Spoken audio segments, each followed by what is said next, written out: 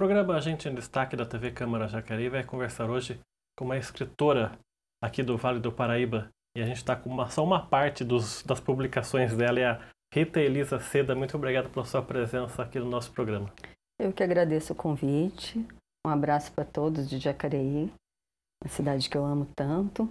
São José, o Vale do Paraíba e todo o Brasil, né? A senhora nasceu em Santa Rita do Sapucaí, Minas Gerais? Sim, eu sou santa ritense. E como é que foi a sua infância lá? A senhora fica lá até que idade? Até aos 18 anos, quando eu ingressei na faculdade, lá em Lorena, né? E então até essa época, adolescência toda, infância, adolescência, né? Santa Rita do Sapucaí, ela na minha memória é tudo que me formou para eu ser o que eu sou hoje.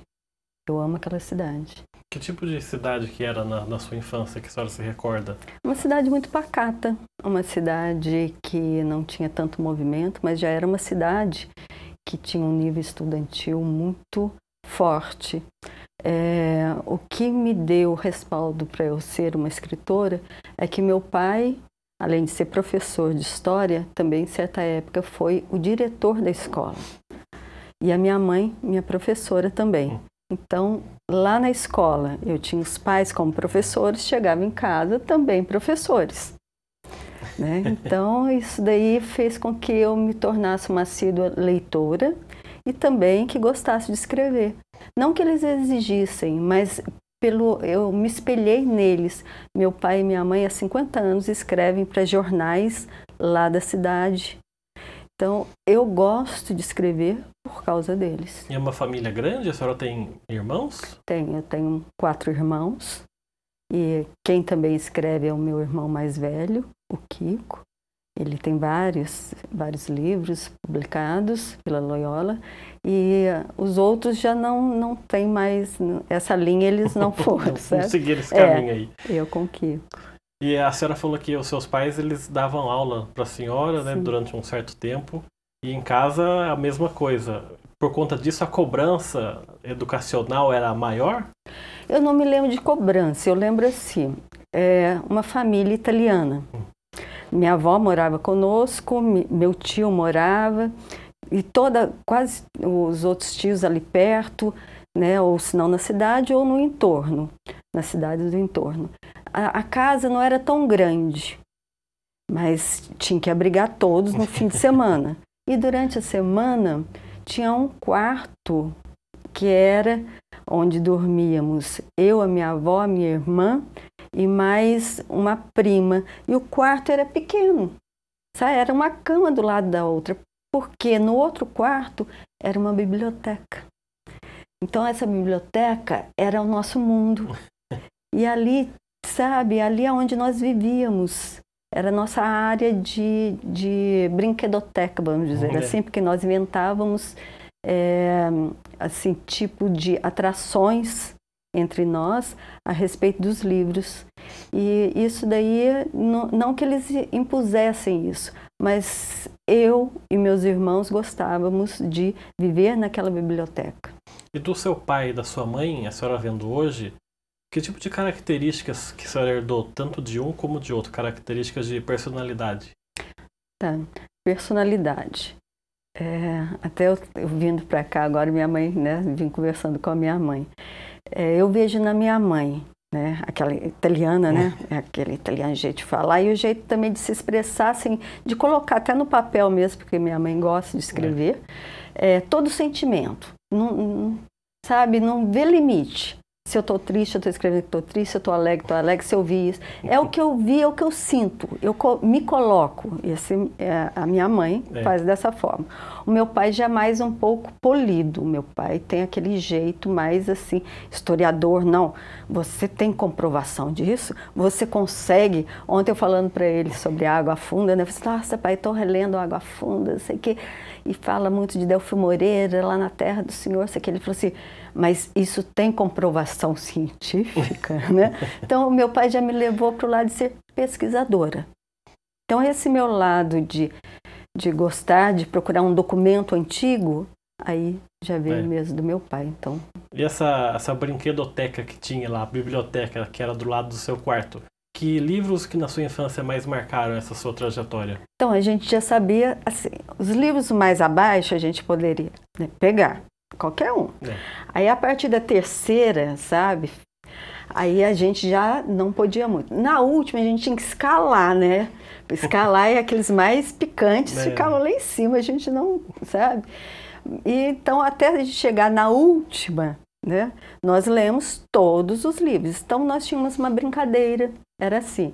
A gente chegava e falava uma frase de um livro. A frase. Quem acertasse, porque ficavam todos no mesmo local, sabe, na estante, a gente nunca modificava. Então, quem acertava, tá, é esse daqui, ia na estante, pegava, é esse livro que você está falando, ganhava a vez de fazer a pergunta. Então, tínhamos que ler muito. Tinha uma disputa ali. Sim, uma disputa. Isso foi muito saudável, muito saudável. Vai incentivando a criança também a querer saber mais, né? Sim. Ter informação. Isso, para ter informação. E através daqui nós também questionávamos, né? Através dessas informações.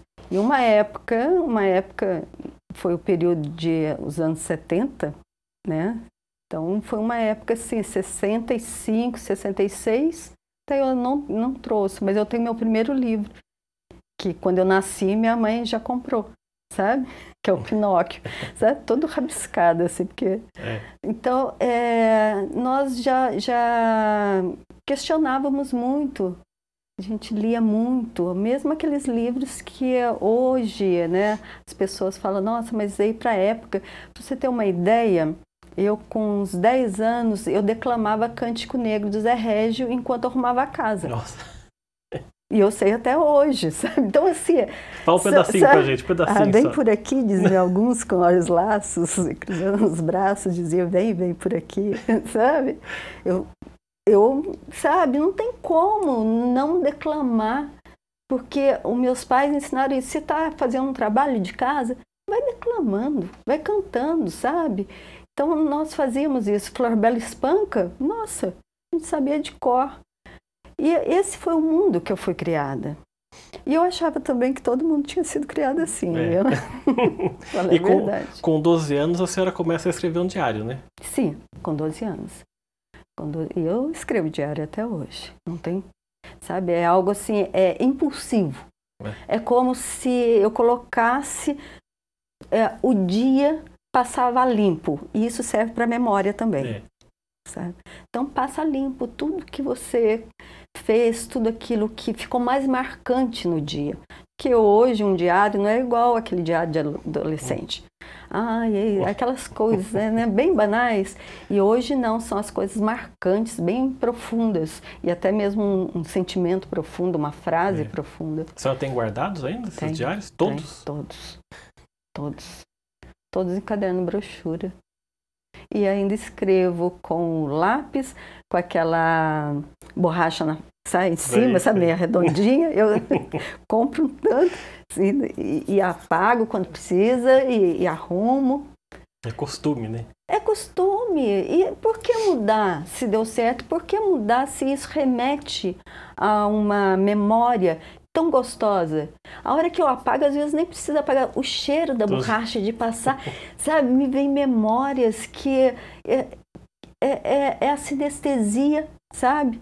Que aflora por causa de uma questão tão ímpar que é a infância. E isso a gente precisa sempre, né? A senhora fica em Santa Rita até 18 anos? Sim, até 18. Quando vai sair pra na verdade, 17. Eu fiz 18 em maio, 17.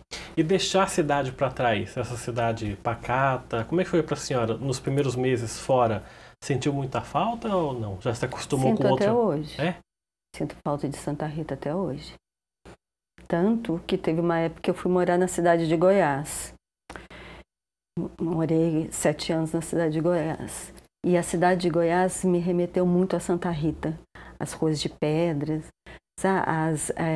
aquela cidade pacata, os becos, aquele silêncio da noite. Poder passear à noite, andar pela cidade sem ter medo. Conhecer todo mundo, deixar o portão aberto, receber as pessoas na cozinha, sabe? Isso é o que eu tenho saudades de Santa Rita do Sapucaí, que eu consegui em Goiás e que eu não encontro quase aqui né? É meio difícil aqui no Vale a gente ter esse acesso de andar pela cidade, até mesmo se sentindo protegida, né? Pois é. E as pessoas hoje em dia parece que não perderam o costume de conversar, né? Perderam esse costume, né? Perder o costume de conversar, de repartir. Então, o que eu fiz, agora estou morando no condomínio, uma amiga, então sobrou banana em casa, só eu com meu marido, eu levo lá para ela. Fiz um bolo, aí ela, sabe, esse costume ela também está fazendo, às vezes eu saio de casa, chego, está na porta de casa uma cestinha com alguma coisa que ela fez e ela deixou ali. Então, isso daí é muito gostoso, sabe, andar na chuva. Que coisa mais gostosa que andar na chuva. Lá em Goiás começava a chover, eu saía na chuva. Meu pai e minha mãe começava a chover, o papai já falava, vamos embora, a gente ia para enxurrada. Aqui, quando eu faço isso, as pessoas olham, eles estranham, eles ficam olhando. É louca, é doida. Sabe, é uma delícia você andar na chuva. As pessoas hoje em dia, uma coisa que eu percebo, assim, pode ser que esteja errado, mas elas não estão mais acostumadas com a tranquilidade, né? Se tem tranquilidade, elas estranham, né? É o imediatismo. Nós estamos na era do imediatismo. Passou 7 minutos, o sinal tem que abrir, a fila tem que andar, você tem que ter terminado o trabalho. Então, tenho até um tempo para isso. Então, se você... Às vezes eu fico na sacada do meu quarto só olhando o pôr do sol. Sabe, eu tiro um tempo para isso mesmo, fico só olhando, porque de lá até onde a vista alcança só tem árvores, é um lugar muito privilegiado. Então eu fico ali, eu vejo carro entrando, carro saindo, as pessoas olham, parece assim, Rita Elisa, não tem o que fazer na vida, né? Oh, boa vida de escritora, né? Já me falaram isso, você tem uma boa vida, porque eu tiro esse tempo, mesmo anteontem, aquela ventania, e eu estava ali olhando, sentada, olhando, vendo o vento, sabe? Porque a gente tem que tirar esse período de descanso mental. Senão, não tem o que freie mais.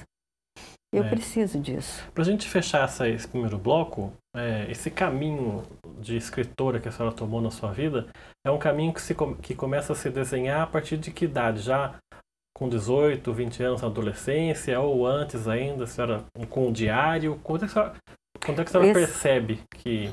Tá, e essa escritora que você diz de publicar ou só de escrever? De escrever. Tá, de escrever com 12 anos. Eu senti necessidade de escrever, de colocar numa folha em branco aquilo que eu estava sentindo. Eu comprava, sabe aquele brochura branco? Eu comprava para não ter mesmo a pauta, para eu poder, sabe, ali escrever do jeito que eu quisesse. Então, eu senti a necessidade de deixar, sabe, para eu reler.